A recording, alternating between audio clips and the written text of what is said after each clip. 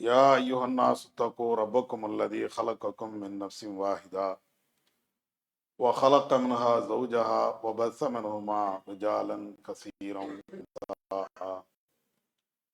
வ தக்குல்லாஹ அல்லதி தஸாஅலூன பிஹி வல் அர்ஹாம் இன்னல்லாஹ கான அலைக்கும் ரக்கீபா.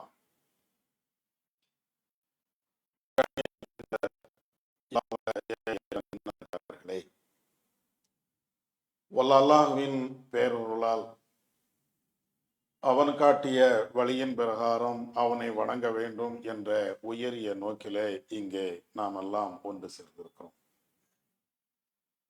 எல்லாம் வல்ல ஏக இறைவன் எனக்கும் உங்களுக்கும் நேரான வழியையும் அருளையும் தந்தருள்வானாக என்ற பிரார்த்தனையோடு என்னுடைய இந்த உரையை ஆரம்பம் செய்கிறேன். அன்பு மிகுந்த சகோதரர்களே,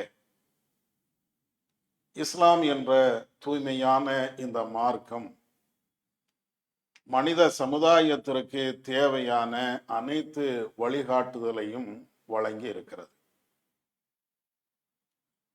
அதில் மிக முக்கியமாக நன்மையான காரியங்கள் என்ன, தீமையான காரியங்கள் என்ன என்பதையெல்லாம் திருமறை குர்ஆனிலே வஹி செய்திகளிலே நமக்கு பட்டியலிட்டு இறைவன் சொல்லி காட்டுகிறான். நன்மையான காரியங்களை விரைந்து செய்ய வேண்டும் என்றும், தீமையான காரியங்களில் இருந்து நீங்கள் விலகி நடக்க வேண்டும் என்ற உபதேசங்களையும் எல்லா இடங்களிலேயும் இறைவன் பரவலாக சொல்கிறான். இந்த அடிப்படையில் தெரிந்து கொண்டு வாழ வேண்டிய இஸ்லாமிய சமூகம் சில தீமைகளை நன்மைகளாகவும் சில தீமைகளை தீமைகளாகவும் புரிந்து செயல்பட்டு வருவதை நாம் பார்க்கலாம். நபிகள் நாயகம் ஸல்லல்லாஹு அலைஹி வஸல்லம் அவர்கள் தீமையான காரியங்களுடைய பட்டியலை நமக்கு சொல்லி காட்டுகிறார்கள். இஜ்தனிபு சபஅல் மூபிகாத், மனித சமுதாயத்தையே அழித்து ஒழிக்கக்கூடிய மிக மோசமான பாவமாக இருக்கக்கூடிய 7 பெரும்பாவங்களை விட்டு நீங்கள் தவிர்ந்து நடந்து கொள்ளுங்கள் என்று நபி அவர்கள் சொல்கிறார்கள். அதிலே முதல் விஷயமாக அல்லாஹ்வுடைய தூதர் சொல்லுவது அஷ்ருக்கு பில்லாஹ், அல்லாஹ்வுக்கு இணை கற்பிக்கக்கூடிய அந்த பாவம். இரண்டாவது சூனியம் வைப்பது. இப்படி நபி அவர்கள் ஒவ்வொன்றாக சொல்லிக் கொண்டு வருகிறார்கள். கொலை செய்வது, வட்டியை சாப்பிடுவது, போர்க்களத்தில் புறமுதுகு காட்டி ஓடுவது, அனாதை சொத்துக்களை சாப்பிடுவது என்று அந்த 7 பாவங்களையும் நமக்கு சொல்லித் தருகிறார்கள். இந்த பெரும்பாவங்களுடைய லிஸ்ட் இஸ்லாமிய சமூகத்தில் நீங்கள் பார்த்தீர்கள் என்றால் அனைவர்களுமே இது தீமை என்று ஒத்துக்கொள்வார்கள். ஆனால் இந்த தீமைகளிலே சில தீமைகளை உண்மையிலேயே தீமை என்றும் தவறு என்றும் பெரும்பாவம் என்றும் ஏற்றுக்கொள்ளக்கூடிய சமுதாயம் இந்த தீமையிலே முதல் தீமையாக இருக்கக்கூடிய பெரும்பாவமாக இருக்கக்கூடிய ஷிர்க்கை பற்றி பெரிதாக தெரிந்து கொண்டிருக்கவில்லை. இன்னும் சொல்ல வேண்டும் என்றால் இஸ்லாம் சொல்லக்கூடிய இந்த பெரும் பாவங்கள்ல நிறைய இஸ்லாமியர்கள் விளங்கி வைத்தும் இருக்கிறார்கள், தவறு என்று புரிந்து வைத்து இருக்கிறார்கள். சில முஸ்லிம்கள்ல வட்டி வாங்குவாங்க. அவங்கள்ட்ட நீங்க கேட்டீங்கன்னா வட்டி வாங்குறது தப்பு தான், வட்டி கூடாதுதான், இருந்தாலும் என்ன செய்யறது, வேற வழி இல்லையே அப்படிம்பாங்க. தப்பு தான் அப்படின்னு ஒத்துக்கொள்வாங்க. கொலை செய்வது அதுவும் பெரிய தப்பு தான், என்ன செய்யறது, நடந்துருச்ச அப்படிம்பாங்க. அதே போன்று வேற வேற தீமைகளை எல்லாம் முஸ்லிம்கள் செய்கின்ற பொழுது தப்புதான் ஒத்துக்கிடுவாங்க. ஆனால் ஷிர்க்கு என்று வருகின்ற இணை என்ற இந்த பாவத்தை மாத்திரம் எல்லோருமே அதை தவறு என்று ஒத்துக்கொள்ளலை. தவறு என்று ஒத்துக்கொள்ளலை என்பதை விட சில இடங்கள்ல அதுதான் நன்மை, இதையெல்லாம் செய்தால் இறைவனிடத்தில் மிகப்பெரிய நன்மை கிடைக்கும் என்ற அளவிற்கு ஷிர்க்கை நன்மையாக மாற்றி விடுகின்ற கொடுமையான செயல்கள் நம்முடைய சமுதாயத்தில் இருக்கிறது. அதனாலதான் திருமறை குர்ஆன்ல அல்லாஹ் சொல்லி காட்டுவான், ஒமா யூமினு அக்ஸருஹும் பில்லா இல்லா வஹும் முஷ்ரிகூன். நிறைய பேர் நம்பிக்கை வைத்திருக்கிறார்கள், ஆனால் இணை வைத்த நிலையிலேயே நம்பிக்கை வைத்திருக்கிறார்கள். எல்லாம் முஸ்லிமா இருக்கிறாங்க, நிறைய பேர் முஸ்லிமா இருக்கிறாங்க, மூமினா இருக்கிறாங்க. ஆனால் அவர்களுடைய நிலையை நீங்கள் பார்த்தீர்கள் என்றால் அத்தனை பேரும் அல்லது பெரும்பான்மையான மக்கள் இணை என்ற அந்த பாவத்தை செய்து கொண்டுதான் இருக்கிறார்கள் என்று குர்ஆன்ல அல்லாஹ் சொல்லுகிறான். என்ன காரணம்? வட்டியை தெரிந்த இந்த சமுதாயம், வரதட்சணையை தெரிந்த இந்த சமுதாயம், கொலையை பெரும்பாவம் என்று புரிந்து கொண்ட இந்த சமுதாயம், ஷிருக்கு என்ற இந்த பாவத்தை மிகப்பெரிய பாவம் என்று புரியாமல் அதுவும் நன்மைதான் என்று நினைக்கிறார்கள் என்றால் அதற்கு என்ன காரணம்? சில காரணங்கள் உண்டு. அல்லாஹ்வை மாத்திரம் வணக்க வழிபாடுகள் செய்ய வேண்டும் என்று புரிந்து இருக்கக்கூடிய இந்த சமுதாயம் தான் இந்த முஸ்லிம் சமுதாயத்தில் யாரிடத்தில் கேட்டாலும் கடவுள் யார் என்றால் அல்லாஹ் என்றுதான் சொல்வார்கள். அப்படி சொல்லக்கூடிய இந்த சமுதாயத்திடத்தில் இறைவனுக்கு இணை வைக்கக்கூடிய பாவம் பெருகி போய் இருப்பதற்கு என்ன காரணம்? இந்த சமுதாயத்தை வழிநடத்தக்கூடிய பல்வேறு மார்க்க அறிஞர்கள் அல்லது ஜமாத் தலைவர்கள் அல்லது இன்னபிற முக்கியஸ்தர்கள் வட்டியை சொல்லிக் கொடுத்த அளவிற்கு ஷிர்கை போதிக்கவில்லை.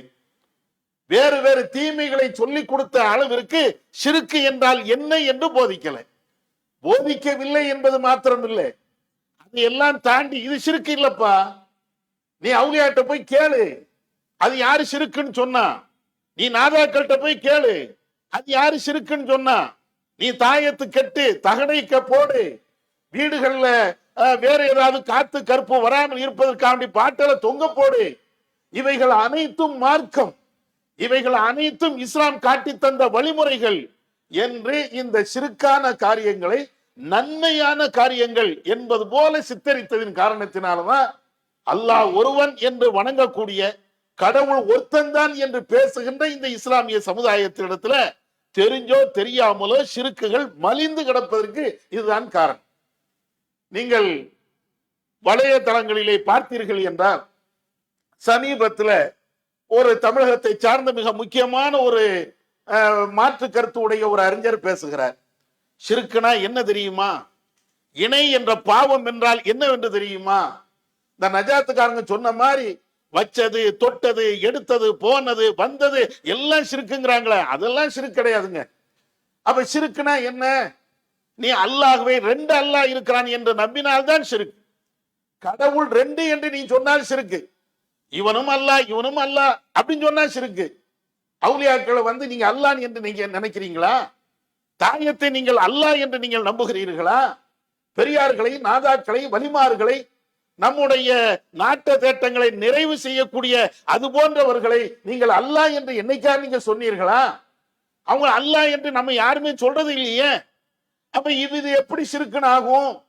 கடவுள் ரெண்டு என்று சொன்னால் ஷிர்க்கு, 4 என்று சொன்னால் ஷிர்க்கு, 40 என்று சொன்னால் ஷிர்க்கு, எவ்வளவோ நிறைய கடவுள்கள் இருக்கிறார்கள் என்று சொன்னால் ஷிர்க்கு. ஆனால் இறைவன் புறத்திலே இருந்து சில பேருக்கு அல்லாஹ் மோஜிசாத்துகளை கொடுப்பான், அற்புதங்களை கொடுப்பான். அந்த அற்புதங்களை பெற்று அவர்கள் நிறைய அற்புதங்களை செய்வார்கள். அந்த அற்புதத்தை நம்புவது ஷிர்கா? ஒவ்வொரு ஆளும் செஞ்சுட்டு தானே இருப்பாங்க, அது எப்படி ஷிர்காக அமையும் என்றெல்லாம் பேசி ஷிர்குக்கு வக்காலத்து வாங்கி, இன்னும் சொல்ல போனால் இந்த ஷிர்கு என்ற பாவத்தை ஷிர்கே இல்லாம நன்மையாக காட்டுகின்ற கொடுஞ்செயலைத்தான் செய்கிறார்கள். முதல்ல நீங்க குர்ஆனை பாருங்கள், ஹதீஸை நீங்கள் பாருங்கள். ரெண்டு அல்லாஹ் என்று சொன்னால்தான் அது மட்டும்தான் ஷிர்கு என்று இஸ்லாம் சொல்கிறதா? ரெண்டு அல்லாஹ் என்று சொன்னால் அது ஷிர்கு தான், மாற்று கருத்து கிடையாது. 4 கடவுள்கள் இருக்கிறார்கள் என்று நம்பினால் அது ஷிர்கு தான்.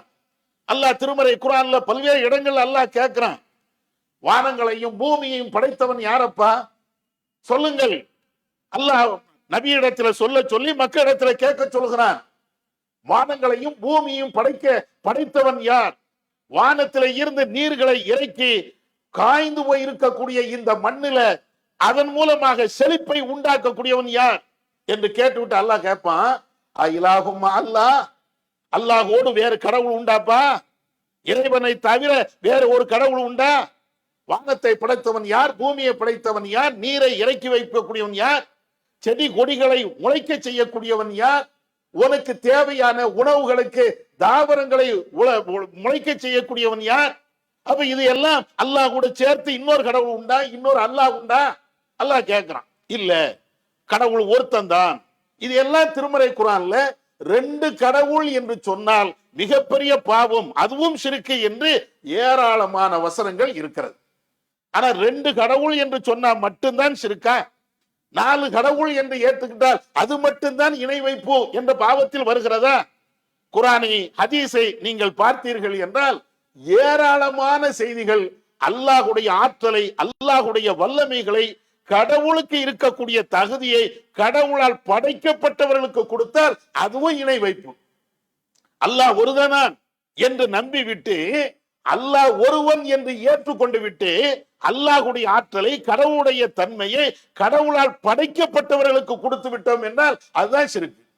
இன்னும் சொல்ல போனால் மக்கத்து காபிர்கள், உலகத்தில் வாழ்கின்ற எல்லா முஸ்லிம்களும் நபியுடைய காலத்தில் வாழ்ந்த அந்த மக்கத்து காபிர்களை காபிர் என்றுதான் இன்றளவும் பேசுவார்கள். அபூஜஹலை மூமின் என்று யாரும் பேசியது கிடையாது. உத்துபாவை மூமின் என்று யாரும் பேசியது கிடையாது. ஷைபாவை மிகப்பெரிய தியாகி என்று யாரும் பேசியது கிடையாது. அத்தனை பேரும் இணை வைக்கக்கூடியவர்கள், அத்தனை பேரும் அல்லாஹ்வுக்கு பாவம் செய்தவர்கள், பெரும்பாவம் செய்தவர்கள். இப்படித்தான் எல்லாருமே பேசுகிறார்கள். என்ன காரணம்? அவர்கள் செய்த பாவங்கள் தான் என்ன? ஏக இறைவனாகிய அல்லாஹ்வை மறுத்தார்களா? கடவுளை இல்லை என்று அவர்கள் சொன்னார்களா? இந்த குரூப் அப்படி பேசினார்களா? அல்லாஹ் அதனாலதான் குர்ஆன்ல கேட்கிறான், நபியே இந்த மக்கத்து காஃபிரிடத்தை நீங்க கேளுங்க, வலையின் சால்தஹும் மன் ஹலக ஸமாவாத்தி வல்லர், இந்த வானத்தையும் பூமியையும் படைத்தவன் யார் என்று அவரிடத்தில் நீங்க கேளுங்கள். அவர்கள் சொல்வார்கள், ஃபஸயகூலுன் அல்லாஹ், வானத்தை படைத்தவன் அல்லாஹ், பூமியை படைத்தவன் அல்லாஹ் என்று அவர்கள் சொல்வார்கள். உங்களுக்கு நீரை தந்தவன் யார் என்று அவங்கள்ட்ட நீங்க கேளுங்க, அல்லாஹ் என்றுதான் சொல்வார்கள். நீங்கள் கடலிலே பயணம் செய்கிறீர்கள், கடுமையான நெருக்கடி ஏற்படுகிறது, கடல் கொந்தளிக்கிறது, அலைக்கு மேல் அலை வீசுகிறது, மாட்டி விட்டோம், செத்து போய் விடுவோம் என்று நீங்கள் எண்ணுகிறீர்கள். அப்பொழுது நீங்கள் யாரை அழைத்து பிரார்த்தனை செய்வீர்கள்? யாரிடத்தில் உங்களுடைய உதவிகளை நீங்க கேட்பீர்கள் என்று நபி அவங்கள்ட்ட நீங்க கேளுங்க. அப்பவும் சொல்லுவாங்க, இவ்வளவு நெருக்கடியான நேரத்தில் அல்லாஹ் ஒருவனைத்தான் நாங்கள் அழைப்போம் என்று அவர்கள் பேசுவார்கள். வானத்தை படைத்தவன், பூமியை படைத்தவன், உங்களுக்கு ரிஸ்கை வழங்கக்கூடியவன், காற்றை உருவாக்கியவன், மனிதனுக்கு ரூஹை தந்தவன் எல்லாம் அல்லாஹ் இப்படின்னு சொன்னது யாரு? நம்முடைய அப்துல் காதரா? நம்முடைய இஸ்மாயிலா? இன்னைக்கு வாழக்கூடிய மக்களா? நபியுடைய காலகட்டத்தில் வாழ்ந்த அந்த அபூஜஹல் வகைராக்கள் தான் இப்படி சொன்னார்கள். அல்லாஹ் ஒருவன் தான் இவ்வளவு பெரிய கஷ்டத்தை தரக்கூடியவன், கஷ்டத்தை நீக்கக்கூடியவனும் அல்லாஹுதான், எங்களுக்கு தேவையான அனைத்து உதவிகளையும் செய்யக்கூடியவன் அல்லாஹுதான். அப்படின்னா எதுக்கு அல்லாஹ் காஃபிர்னு சொல்லணும்? குல் யா அய்யுல் காஃபிரூன், நபியே நீங்கள் சொல்லுங்கள் காஃபிர்களே. எதுக்கு இந்த காஃபிர் என்ற வார்த்தை, இணை வைக்கக்கூடியவர்கள் என்ற வார்த்தை, இவர்கள் அத்தனை பேர் முஷ்ரிக் என்ற வார்த்தை எதுக்கு அல்லாஹ் இப்படி ஒரு பட்டத்தை கொடுக்க வேண்டும்? கேட்கறதுக்கெல்லாம் வானத்தை படைச்சவன், பூமியை படைச்சவன், ஒன்ன படைச்சவன், என்ன படைச்சவன், எல்லாத்துக்கும் அல்லாஹ் அல்லாஹ். அல்லாஹ்வை மறுத்தவர்கள் கிடையாது, அல்லாஹ்வை ஏற்றுக்கொண்டவர்கள். இருந்தாலும் இறைவன் அவர்களை காஃபிர் என்று, முஷ்ரிக் என்று, இணை வைக்கக்கூடியவர்கள் என்று, பெரும்பாவிகள் என்று இவ்வளவு கடுமையான வார்த்தைகளில் அவர்களை அல்லாஹ் கடுமையாக பேசுவதற்கு காரணம் என்னன்னா, ஒரு பக்கம் அல்லாஹ்வை வணங்குவார்கள், இன்னொரு பக்கம் கஷ்டம் வருகின்ற பொழுது அல்லாஹ் அல்லாத மற்றவரிடத்தில் உதவி தேடுவார்கள். இதான அவங்க செஞ்சது. வேற என்ன செஞ்சாங்கன்னு? இந்த மக்கத்து காபிர்கள் எல்லாருமே அல்லாஹ்வை வணங்கி விட்டு காபால போய் யாரை வணங்குனாங்க? அல்லாஹ்வை வணங்கலையா? தவாப் பண்ணாங்களே, அல்லாஹ்வை வணங்கலையா? அவங்களும் ஹஜ்ஜி செஞ்சாங்களே, அல்லாஹ்வுக்காண்டி ஹஜ்ஜி செய்யலையா? அவங்களும் பல்வேறு வணக்க வழிபாடுகளை செய்தார்களே, அல்லாஹ்வுக்காண்டி செய்யலையா? அல்லாஹ்வுக்காண்டி தான் செஞ்சாங்க. அல்லாஹ்வுக்கு ஒரு பக்கம் செய்துவிட்டு இன்னொரு பக்கம் அல்லாஹ்வால் படைக்கப்பட்ட மனிதர்கள் அல்லது முன்னோர்கள், நல்லடியார்கள், இவர்களையும் அவர்கள் வணங்கினார்கள். இது அல்லாஹ் திருமறை குர்ஆன்ல வேறு சில இடங்களையும் தெளிவுபடுத்துகிறான். மா நஅபுதுஹும் இல்லா லியுகர்ரிபூனா இலல்லாஹி ஸுல்ஃபா, முன்னோர்களிடத்தில் நாங்கள் பிரார்த்தனை செய்வது, அவர்களை வழிபாடு செய்வது, அவர்களை நாங்கள் கடவுளாக நினைப்பது, இதெல்லாம் எதுக்கு தெரியுமா? அல்லாஹ்விடத்தில் எங்களை அவர்கள் நெருக்கி வைப்பார்கள். சொன்னது யாரு? எல்லாம் இந்த காபிர்கள் லிஸ்ட்ல உள்ளவங்க. இவங்க தான் சொல்றாங்க, மா நஅபுதுஹும் இல்லா லியுகர்ரிபூனா இலல்லாஹி ஸுல்ஃபா. எதுக்கு நாங்க அவங்கள வணங்குறோம்? எதுக்கு அவங்கள்ட்ட போய் கையேந்தி நிக்கிறோம்? எதற்காக எங்களுடைய தேவைகளை, நாட்ட தேட்டங்களை அவங்கள்ட்ட போய் நாங்க சொல்றோம்? ஒன்னே ஒண்ணுதான், அல்லாஹ்விடத்தில் எங்களை நெருக்கி வைப்பாங்க. நாங்க பெரிய பாய்வுகளாக இருக்கிறோம், அல்லாஹ்விடத்தில் நேரடியாக கேட்க முடியாது. எனவேதான் இந்த பெரியார்கள் மூலமாக, இந்த முன்னோர்கள் மூலமாக, நல்லடியார்கள் மூலமாக நாங்கள் இறைவனிடத்தில் கோரிக்கை வைத்து இறைவன்பால் நெருங்குறோம். இதுதான், இதுக்குதான் அல்லாஹ் காஃபிர்னா. இன்னைக்கு நம்முடைய ஊருடைய நிலையை நீங்க பாருங்க, எல்லாத்தையும் நீங்க எடுத்து பாருங்க. இந்த சிறுக்கு வைக்கக்கூடிய, அதை சிறுக்கு என்று தெரியாமலேயே நடக்கக்கூடிய இவங்களை நீங்க பாருங்க. மக்கத்து காபிர்கள் எப்படி இணை வைத்துக் கொண்டு அல்லாஹ்வை நம்பி இருந்தார்களோ ஏறத்தாழ அதே கொள்கையில இவங்க இருக்கிறாங்களா இல்லையா? அவங்க ஒரு கடல்ல கப்பல்ல போகின்ற பொழுது, கடுமையான நெருக்கடி வருகின்ற பொழுது அவங்க அல்லாஹ்விடத்தில் பிரார்த்தனை செஞ்சாங்க. அந்த நெருக்கடியில இருந்து காப்பாற்றப்பட்டதற்கு பின்னால அவர்கள் இணை வைத்தார்கள் இப்படின்னு குர்ஆன்ல அல்லாஹ் சொல்றான். நம்ம ஆட்கள் நெருக்கடி வரும்போது கூட அல்லாஹ்விடத்தில் கையேந்துறாங்களா இல்லையான்னு தெரியல. நெருக்கடி வருகின்ற அந்த நேரத்திலும் கூட முஹிதீன் அப்துல் காதர் ஜீலானியே அப்படின்னு கேட்கலையா? கீழே விழுந்துடுறாங்க, கல் தட்டி அல்லது மண் தட்டி ஏதாவது ஒரு விதத்துல கீழே விழுகின்ற பொழுது அப்துல் காதர் ஜீலானியே. இவங்க எப்படி அல்லாஹ்வை அழைத்த அந்த வாயி அப்துல் காதர் ஜீலானியை அழைக்கிறது? அதனாலதானே மௌலூதுல எழுதி வச்சிருக்கிறாங்க, ஓமை யுனாதிஸ்மி அல்ஃபன் பி கல்வத்திஹி அஸ்மன் பி ஹிம்மத்திஹி. மௌலூதுல யாகுத்துபாவுல இன்னைக்கும் இந்த வரிகள் இருக்கா இல்லையா? முஹிதீன் அப்துல் காதர் ஜீலானி சொன்னாங்களாம், அதாவது தனிமையில் இருந்து கொண்டு மன உறுதியோடு நீ தனிமையில இருந்து யா முஹிதீன் என்று சொன்னால், ஹாதிரு முஹிதீன், முஹிதீனே வந்துவிடு என்று நீ சொன்னால் நான் அந்த இடத்திலே சமூகமாக ஆஜராக வந்து விடுவேன். இருக்கா? இன்னைக்கும் கூப்பிடுறாங்களா? இதுதானே மக்கத்து காபிர்கள் செஞ்சாங்க. இதே அழைப்பு, இதே பிரார்த்தனை, இறைவன் மாதிரி மற்றொரு இடத்துல உதவி தேடுதல், இதைத்தானே அவங்களும் செஞ்சாங்க. அப்ப நம்ம செய்தால் முஸ்லிம், மக்கத்து காபிர்கள் செய்தால் அவர்கள் காபிரா? ரெண்டு சமமா தானே இருக்குது. என்ன வேறுபாடு? இன்னும் சொல்ல போனால் நம்முடைய இஸ்லாமியர்கள்ல நிறைய பேர் நீங்க பாத்தீங்கன்னா கஷ்ட காலத்துலதான் தர்காவுக்கே போறாங்க. அவங்களுக்கு குழந்தை இல்ல, வியாபாரத்துல பறக்கத்து இல்ல, தொழில விருத்தி இல்ல, என்ன செய்யறது? போகும்போதே அவுலியாட்ட போவோம், அவுலியாக்கள்கிட்ட ஏதாவது ஒண்ணு கேட்போம். இங்க இருந்து கடைக்கு வியாபாரத்துக்கு போகும்போது உண்டிகையில் காணிக்க போட்டு போவோம். நடக்கா? அவுலியாவுக்கு ஏதாவது ஒண்ணு நாம செய்து விட்டோம் என்றால் வியாபாரத்தில் பறக்கத்து கிடைக்கும். நமக்கு குழந்தை இல்லை என்றால் அவுலியாக்கள்கிட்ட கேட்டால் அது கண்டிப்பாக அவங்க நிறைவேற்றுவாங்க. எத்தனையோ தர்காக்கள்ல இன்னைக்கு வலம் வருகின்ற அந்த காட்சிகள், அங்க போய் ஃபாத்தியா ஓதுகின்ற அந்த காட்சிகள், அங்க போய் இருக்கக்கூடிய அந்த பூக்களை அல்லது சாம்பிராணிகளை அல்லது வேற பொருட்களை எடுத்து தங்களுடைய மேனிகள்ல தடவி கொள்கின்ற அந்த காட்சிகள், இதெல்லாம் எதுக்கு? பரக்கத்து ஏற்பட்டுரும், இது எல்லாம் நன்மைகளை பெற்று தரும். இருக்கா?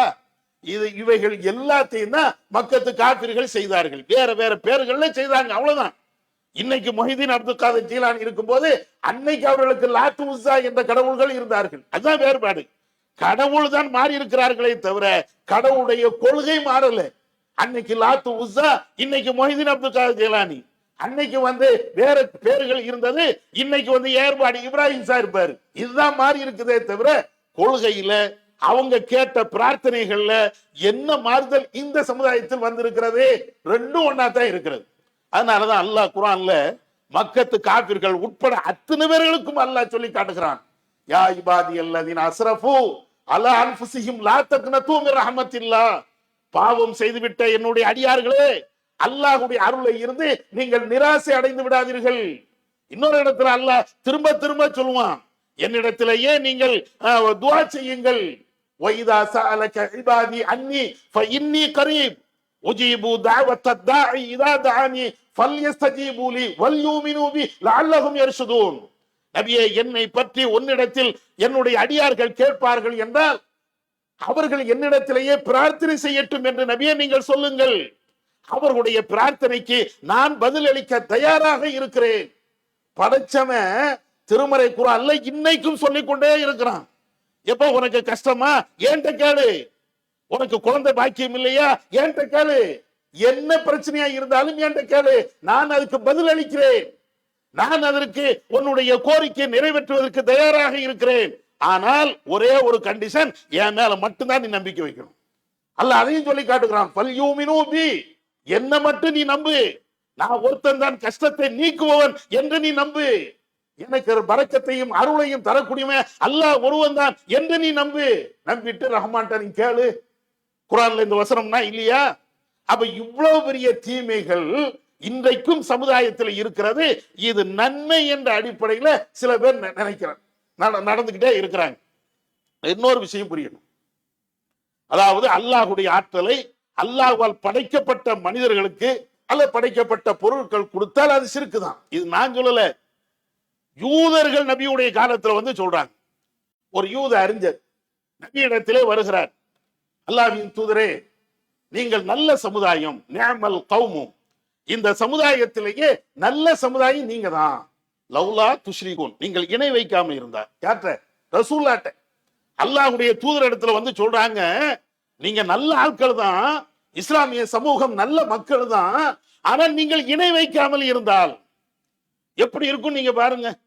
இணை என்ற பாவத்தை ஒழிப்பதற்காக வேண்டி அவ்வளவு கஷ்டப்பட்டவங்க ரசூலுல்லாஹ். நாடு துரத்தப்பட்டவங்க ரசூலுல்லாஹ். அவ்வளவு பிரச்சனையும் தலையில தூக்கி வச்சு கஷ்டப்பட்டவங்க ரசூலுல்லாஹ். அவங்கள்ட்ட போய் யூதர் சொல்றாரு, நீங்க நல்ல ஆட்கள் தான், ஆனா இணை வைக்காம இருக்கணும். ரசூலுல்லாஹ் அப்படியே ஸ்தம்பிச்சு போறாங்க. என்னப்பா இது, இணை என்ற பாவத்துக்கு எதிராக இவ்வளவு பிரச்சாரம் பண்ணிட்டு இருக்கிறோம், என்ன நீ சொல்ற? ஆமா, உங்கள சில பேரு சில வார்த்தைகளை பயன்படுத்துறாங்களே உங்களுடைய தோழர்கள்.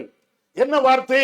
வல் காபா, காபா மீது சத்தியமாக என்று அவங்க பயன்படுத்துறாங்களே, இது இணை இல்லையா?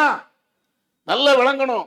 சஹாபாக்கள் பயன்படுத்திய வார்த்தை சத்தியம் விடுகின்ற பொழுது வல் காபத்தி, காபா மீது சத்தியமாக. இது அந்த யூதர் சொல்றாரு, இணை வச்சுட்டீங்க. இப்படி ஒரு வார்த்தையை பயன்படுத்தியதின் காரணத்தினால இணை ஷிர்க் என்ற பாவத்தை நீங்க செய்துட்டீங்க. ரசூலுல்லாஹ் அது ஷிர்க் இல்லைன்னு சொல்லல. ஆமா சரிதான், நீங்க சொன்னது சரிதான். என்னுடைய சமுதாயத்தில் சில பேர் இந்த வார்த்தையை பயன்படுத்துறாங்க, மாத்த சொல்கிறேன். இனிமேல் வரப்பில் காபா, காபாவினுடைய இறைவன் மீது சத்தியமாக என்று நான் மாத்த சொல்கிறேன். அவர் விளங்கி வச்சிருக்கிறாரு, சத்தியமாக என்று சொல்வதாக இருந்தால் அல்லாஹ் மேல சத்தியம் பண்ணணும். வல்லாஹி என்று சொல்லலாம், அல்லாஹ் மீது சத்தியமாக என்று சொல்லலாம். ஆனால் நீங்க சொல்லுகின்ற அந்த வார்த்தை இந்த பில்டிங் மேல, இந்த கட்டடத்தின் மீது சத்தியம், இதை இணைங்கிறாங்க. நம்ம சமுதாயத்துல இதே மாதிரி சத்தியம் வேறு வேறு வார்த்தைகள்ல இருக்கா இல்லையா? ஆனால் தப்பு என்று நம்ம சமுதாயம் தெரியல. உம்மா மேல சத்தியம் போயிடுறான், குர்ஆன் மீது சத்தியம் அப்படின்ட்டு போறான். நீங்க பாருங்களேன், நம்ம சமுதாயத்துல இப்பவும் பாருங்க, குடும்பத்துல ஒரு பிரச்சனை, கொடுக்கல் வாங்கல பிரச்சனை, அண்ணன் தம்பிக்கு பத்தியில பிரச்சனை, நீ அதைத்தாண்டா சொன்ன, நீ இதைத்தாண்டா சொன்ன அப்படின்னு சொன்னா 30 ஜூஸ் குர்ஆனை தூக்கு. எதுக்குடா குர்ஆனை தூக்கணும்? சத்தியம் பண்றேன். குர்ஆன் மீது சத்தியம். எதை ரசூலுல்லாஹ் ஷிர்க்குன்னாங்களோ அந்த ஷிர்க்கை இன்னைக்கு நம்முடைய சமுதாயம் நன்மை அப்படின்னு நினைக்கிறாங்க. 30 ஜூஸ் கொண்டு வா, நான் சத்தியம் பண்றேன், அல்ல உன் பிள்ளைய கொண்டு வா, தலைமையில சத்தியம் பண்றேன், இதுதானே ரசூலுல்லாஹ் ஷிர்க்குன்னாங்க. சரி, இது ஒரு பக்கம். அவரு வந்த யூதர் இதோடி விடல, திரும்பவும் சொல்கிறார், நீங்க நல்ல சமுதாயம் தான், ஆனால் தஜாலுன நித்தன் லில்லாஹ், அல்லாஹ்வுக்கு நீங்கள் இணை வைக்காமல் இருந்தால். மீண்டும் சொல்கிறார், ஏற்கனவே ஒரு பிரச்சனையை சொல்லிட்டாரு, அடுத்து இன்னொன்னு சொல்கிறார். என்னப்பா இன்னொரு ஷிர்க் என்ன? ரசூலுல்லாஹ் கேட்கிறாங்க, என்ன நாங்க இணை வச்சுட்டோம்? உடனே அவர் சொல்றாரு, உங்களுடைய தோழர்கள் சில பேரு பேசுகின்ற பொழுது மாஷா அல்லாஹு வஷித்த, அல்லாஹ் நாடினால் நீங்கள் நாடினால் என்ற வார்த்தையை அவர்கள் சேர்த்து சொல்கிறார்கள். அல்லாஹும் நீங்களும் நாடினால் அப்படின்னு சொன்னா பிரச்சனை இல்லை, அல்லாஹ் நாடினால் நீங்க நாடினால் இந்த சம்பவம் நடந்துரும் அல்லது இந்த பிரச்சனைக்கு தீர்வு வந்துரும் அப்படிங்கிறாங்க. இது தப்பு இல்லையா? அல்லாஹோடு உங்களை சேர்த்து வைக்கிறாங்களே, அல்லாஹ் நாடினால் இது நடக்கும், பிரச்சனை இல்லை, அல்லாஹும் நீங்களும் நாடினால். அப்பதான் ரசூலுல்லாஹ் சொல்றாங்க, ஃபல் யஃப்ஸில், இந்த ரெண்டு வார்த்தைக்கு மத்தியில பிரிங்க அப்படிங்கிறாங்க ரசூலுல்லாஹ். தோழர்களிடத்துல சொல்றாங்க, இந்த ரெண்டு வார்த்தைக்கு மத்தியில பிரிங்க. அல்லாஹ் நாடினால் பின்பு முகமது நபி நாடினால், இப்படி சொல்லுங்க. அல்லாஹும் முகமது நாடினா அது சொல்லக்கூடாது. ஏன்? அதுதானே ஷிர்க்கு. அல்லாஹும் முகமது ரெண்டும் ஒண்ணா? நிறைய இடங்கள்ல நீங்க பாருங்க, இந்த சைடு அல்லாஹ், இந்த சைடு முகமது. என்ன அர்த்தத்துல போடுறாங்கன்னு தெரியாது. வீடு முஸ்லிம் வீடுனாலேயே அல்லாஹ் முகமது ரெண்டும் சேர்ந்து இருக்கணும். என்ன அர்த்தம் அது? அல்லாஹ் முகமது ஒன்னா, ரெண்டு பேரும் கடவுளா? என்னன்னு தெரியாமலேயே நிறைய இஸ்லாமிய சமூகம் இப்படி நம்ம பயன்படுத்திட்டு இருக்கிறோம். அல்லாஹ்னா அல்லாஹ் மட்டும் கடவுள் என்று சொல்லு, முகமது நபி என்று போட்டால் முகமது நபி மட்டும்தான் பின்பற்றுவதற்கு அவர்கள் தகுதியானவர்கள் என்று பிரிச்சு நீ சொல்லு. இந்த இடத்துல அல்லாஹ், இந்த இடத்துல முகமது, என்ன அது? என்ன அர்த்தம்? என்ன அர்த்தத்தில் பயன்படுத்துகிறோம் தெரியல. இத ரசூலுல்லாஹ் இங்க தெளிவுபடுத்துறாங்க. அல்லாஹ் நாடினால் பின்பு முகமது நாடினால் ரெண்டு அப்படி சொல்லு. அல்லாஹும் முகமது நாடினால் இது சரியில்லையே. எவ்வளவு தெளிவாக இருக்கிறான் பாரு. இங்க ரெண்டு அல்லாஹ் என்ற பிரச்சனை இல்ல. சஹாபாக்கள் சில நேரங்கள்ல தெரிஞ்சோ தெரியாமலோ இந்த வார்த்தையை பயன்படுத்தி விடுகிறார்கள். அவர்கள் ரெண்டு அல்லாஹ் என்று சொல்லல, பல கடவுள்கள் என்று சொல்லல. இருந்தாலும் யூதர்கள் இது ஷிர்கான ஒரு வார்த்தை என்று தெரிந்து நபியிடத்துல வந்து தெளிவுபடுத்துறாங்க. அல்லாஹ்வுடைய தூதர் அது சரிதான், நீ சொன்னது சரிதான், இந்த வார்த்தைகளை பயன்படுத்தினால் இணை என்ற பாவம் வந்துரும் அப்படின்னு சொல்லி சஹாபாக்கள் திருத்துறாங்க. அதனால அன்பு சகோதரர்களே, எத்தனையோ பாவங்களை பற்றி நாம தெரிஞ்சிருக்கிறோம். இதெல்லாம் தப்பு, இது தப்பு, இது தப்பு. ஆனா ஷிர்கை அந்த அளவுக்கு இந்த சமுதாயம் தெரியவே இல்லை. இன்னும் சொல்ல போனா நன்மை என்ற அடிப்படையில நிறைய பாவமான காரியங்களை இந்த சமூகம் செய்து கொண்டே இருக்கிறது. அல்லாஹ் குர்ஆன்ல சொல்லிவிட்டான், ஓமை யுஷ்ரிக்கு பில்லாஹ் ஃபக்கத் ஹர்ரமல்லாஹு அலைஹில் ஜன்னா. நீ இணை என்ற அந்த பாவத்தை செய்துவிட்டால் சொர்க்கம் ஹராம். அதுதான் பெருசா தெரியும் நம்மளுக்கு. மற்ற பாவத்தை பற்றி தெரிகிறோமோ தெரியலையோ, ஒரு மூமின் முதலில் தெரிந்து கொள்ள வேண்டிய மிகப்பெரிய பாவம் என்னன்னா ஷிர்க். அதை பத்தி தெரியணும். ஷிர்க்னா என்ன, இணை வைப்புனா என்ன? ரெண்டு கடவுள் என்று சொன்னாதான் இணை வைப்பா? அல்லாஹ்வுடைய ஆற்றலை, கடவுளுடைய தன்மைகளை, கடவுளால் படைக்கப்பட்ட எதற்கு கொடுத்தாலும் அது இணை வைப்பு என்ற நிலையில வராதா? இத முதல்ல தெரிந்தாதான் மறுமையில சொர்க்கம் செல்ல முடியும். இல்லை என்றால் சொர்க்கம் ஹராம் என்று இறைவன் சொல்லி காட்டுகிறான். வல்லல்லாஹ் இந்த ஷிர்க் என்ற பாவத்திலே இருந்து விலகுவது மாத்திரம் இல்லாமல் நாமளும் நம்முடைய சந்ததிகளும் நம்முடைய சமுதாயமும் இந்த ஷிர்க்கினுடைய வாடை கூட இல்லாமல் வாழ வேண்டும். வல்லல்லாஹ் அதற்கு அருள் செய்வானாக. வாஹதவானா அல்ஹம்துலில்லாஹி ரப்பில் ஆலமீன்.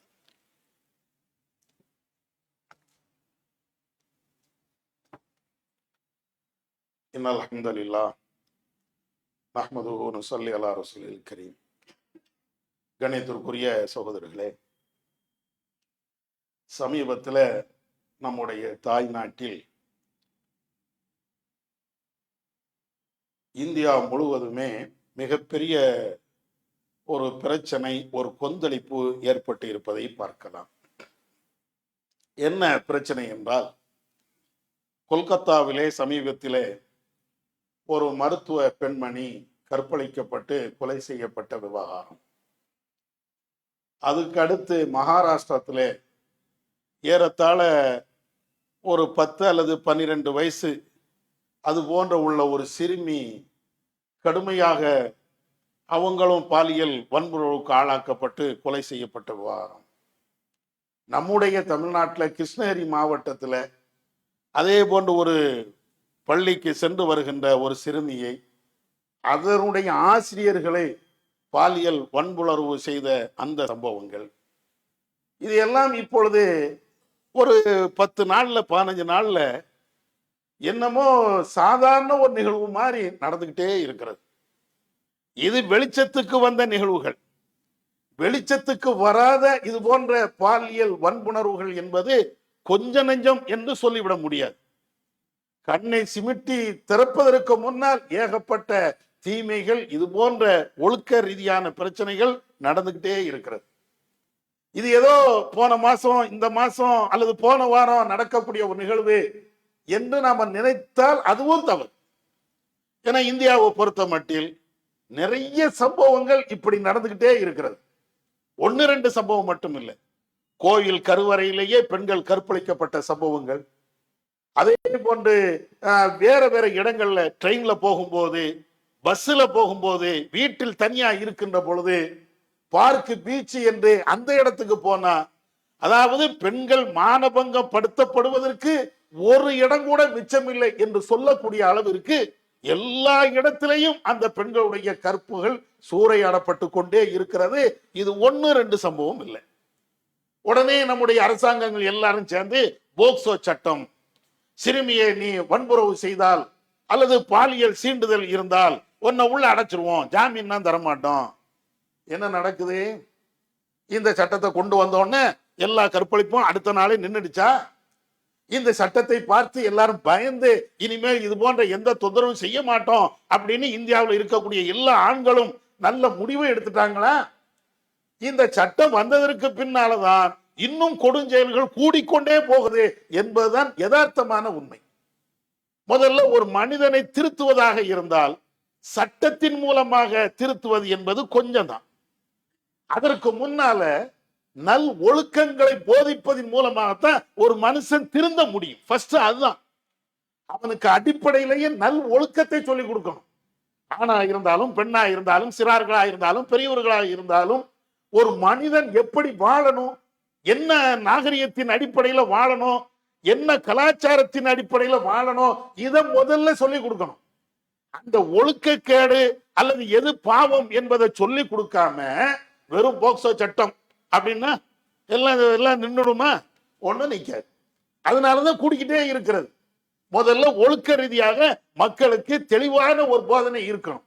ஆனா அந்த போதனையை அரசாங்கங்கள் செய்யறது இல்லை, கல்வி நிறுவனங்கள் செய்யறது இல்லை, வேற யாருமே இதை பெருசா செய்யறது இல்லை.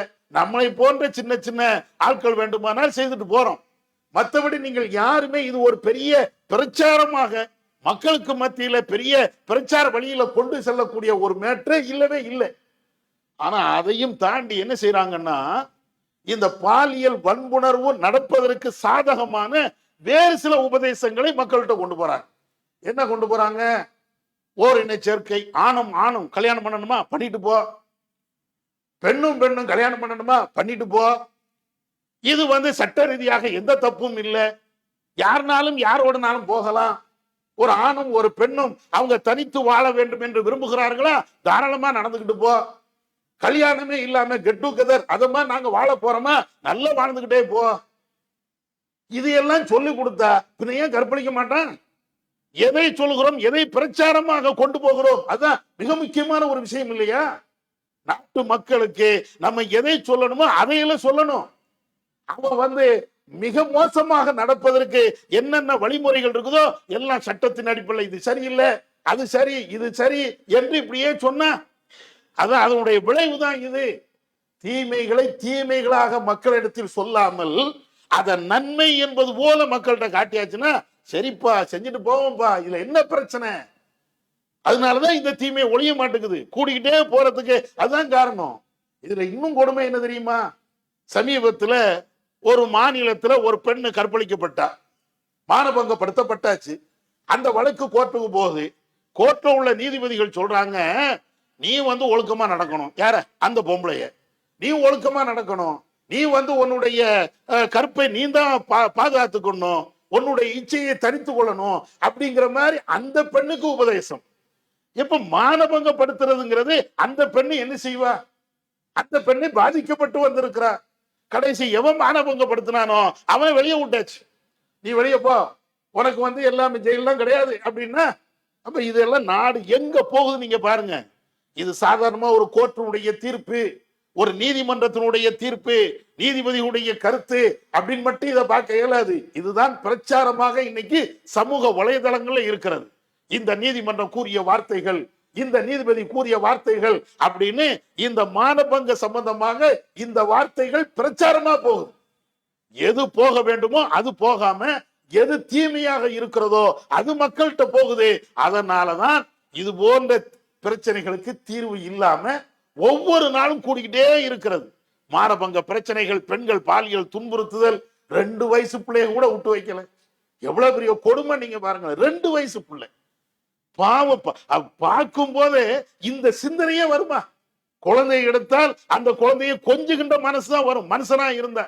ஆனா அந்த குழந்தையை கூட வேற பார்வையில பார்க்கக்கூடிய அளவிற்கு நம்ம நாடு சென்று கொண்டு இருக்கிறது என்றால் இதற்கு தண்டனை மட்டும் தீர்வாக அமையாது. அதையும் தாண்டி ஒழுக்க ரீதியான பிரச்சாரங்கள், வெகுஜன மக்களுக்கு மத்தியில் உள்ள பிரச்சாரங்கள் மிக தீவிரமாக அது கடைபிடிக்கப்பட்டால் எல்லா மக்களிடத்திலையும் இந்த பிரச்சாரத்தை கொண்டு சேர்த்தாதான் ஓரளவுக்கு மனுஷன் வெக்கப்பட்டாவது இது போன்ற தீமையில இருந்து விலகுவான்.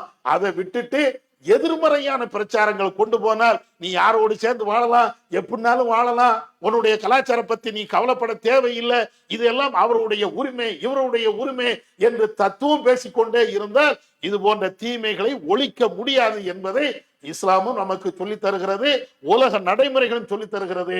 நம்மால் இயன்றது இது போன்ற பிரச்சாரங்களை, அநியாயத்துக்கு எதிரான பிரச்சாரங்களை கையில் எடுப்போம், எல்லா மக்களிடத்திலும் கொண்டு சேர்ப்போம். வல்ல அல்லாஹ் நம் அனைவர்களுக்கும் அருள் செய்வானாக. வாஹிதாவானா அல்ஹம்துலில்லாஹி ரப்பில் ஆலமீன்.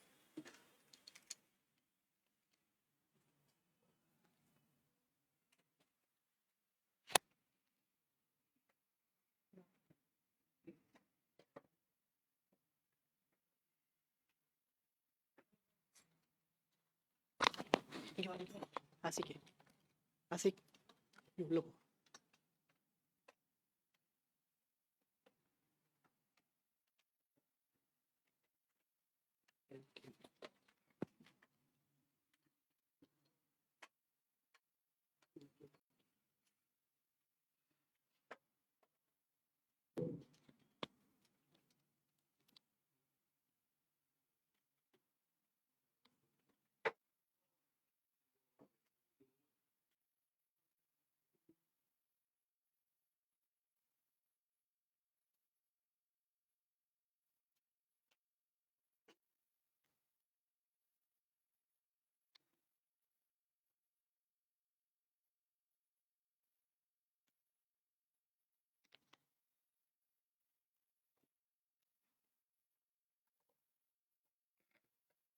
Betul baik.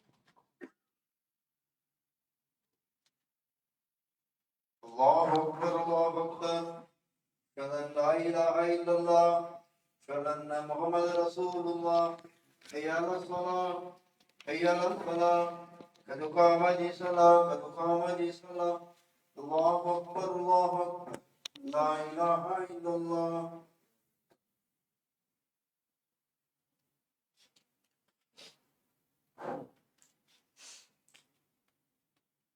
Allahu Akbar.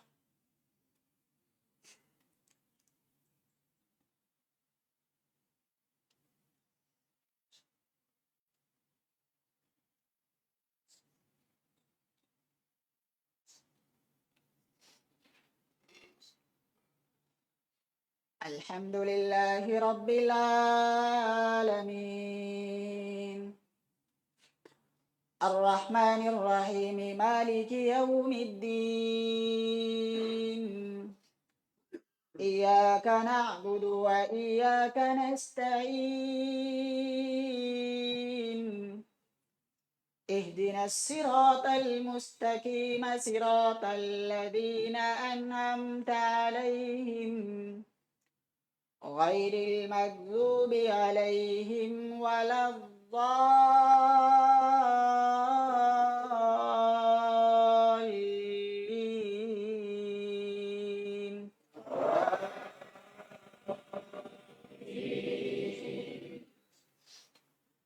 سبح اسم ربك الأعلى الذي خلق فسوى والذي قدر فهدى والذي أخرج المرعى فجعله غثاء أحوى سنقرئك فلا تنسى إلا ما شاء الله إنه يعلم الجهر وما يخفى ونيسرك لليسرى فذكر إن نفعت الذكرى سيذكر من يخشى ويتجنبها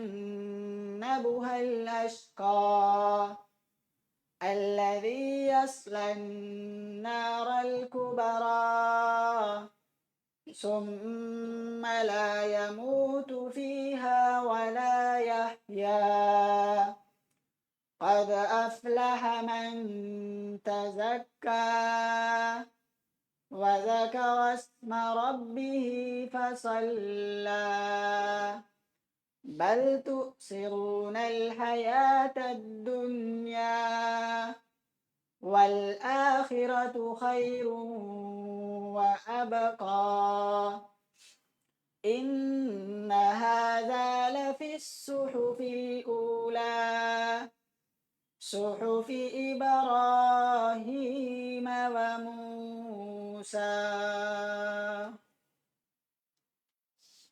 الله أكبر.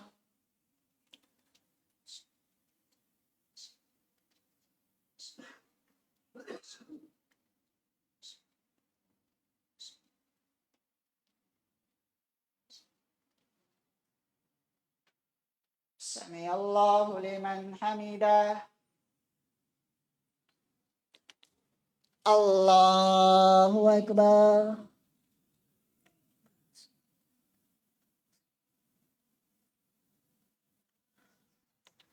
الله أكبر. الله أكبر.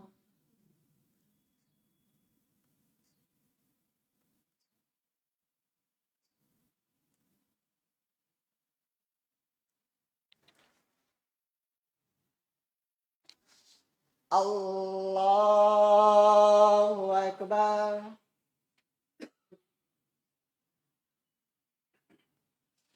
الحمد لله رب العالمين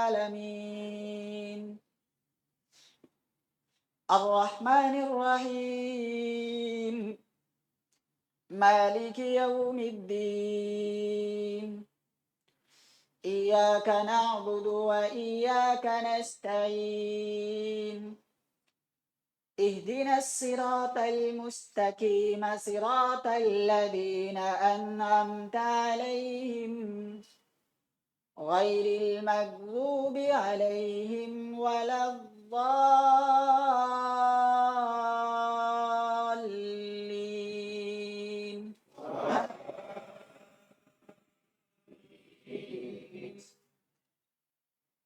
أفلا ينظرون إلى الإبل كيف خلقت وإلى السماء كيف رفعت وإلى الجبال كيف نصبت وإلى الأرض كيف سطحت فذكر إنما أنت مذكر لست عليهم بمسيطر إلا من تولى وكفر فيعذبه الله العذاب الأكبر إن إلينا إيابهم ثم إن علينا حسابهم. الله أكبر.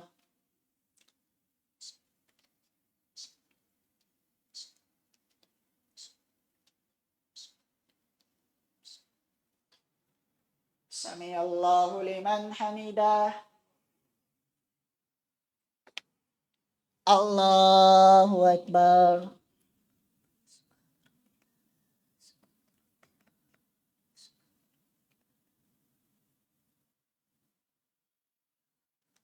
الله أكبر. الله أكبر.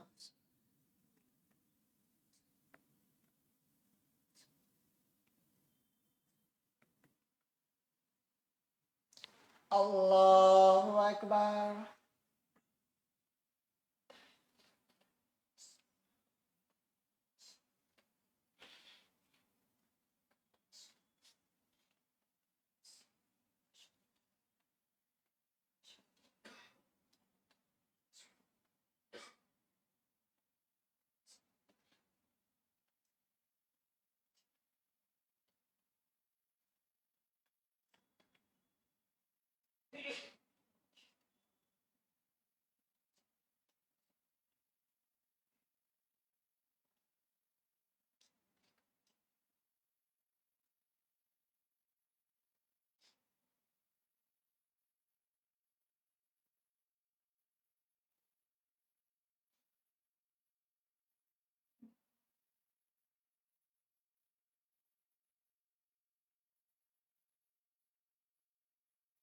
Assalamualaikum warahmatullah.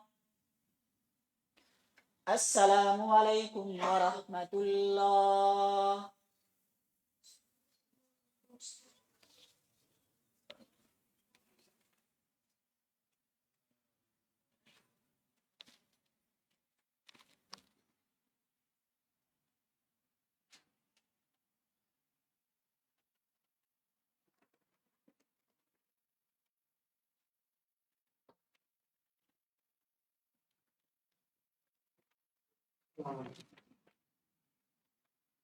இன்றைய ஜும்மா வசனுடைய அறிவிப்பு மும்பை தாராவி பகுதியில் அல்லாவுடைய ஆலயம் அமைக்கிறதுக்காக அல்லாவுடைய ஆலயத்தை அமைக்கிறதுக்காக 53 லட்சம் மதிப்புள்ள ஒரு இடம் வந்து விற்பனைக்கு வந்திருக்கு. அந்த தொகையை வசூல் செய்வதற்காக அந்த பகுதியிலிருந்து இங்கே ஜும்மா வசூலுக்காக வந்திருக்காங்க. உங்களுடைய பொருளாதாரத்தை தாராளமாக தந்து உதவுங்க. அல்லாவுடைய ஆலயம் அமைவதற்காக அல்லாவுடைய திருமுகத்தை நாடி அல்லாவுடைய பள்ளிவாசலை கட்டக்கூடியவர்களுக்கு அது மாதிரி ஒன்று அல்லா மறுமையில் சொர்க்கத்தில் அவங்களுக்கு வழங்குறான்னு சொல்லிட்டு மிகப்பெரிய ஒரு நற்செய்தியை அல்லாஹ் சொல்றதாக நபிகள் ஸல்லல்லாஹு அலைஹி வஸல்லம் அவங்க சொல்கிறாங்க. அந்த வாய்ப்பு இன்று நமக்கு கிடைக்கதான் நினச்சி ஒவ்வொருவரும் உங்களுடைய பொருளாதாரத்தை அதிகமாக வழங்குங்க. 53 லட்ச ரூபா தேவையுடைய நிலையில் அந்த பகுதி சகோதரர்கள் இன்று ஜும்மா வசூலுக்காக உங்களுடைய பொருளாதாரத்தை தாராளமாக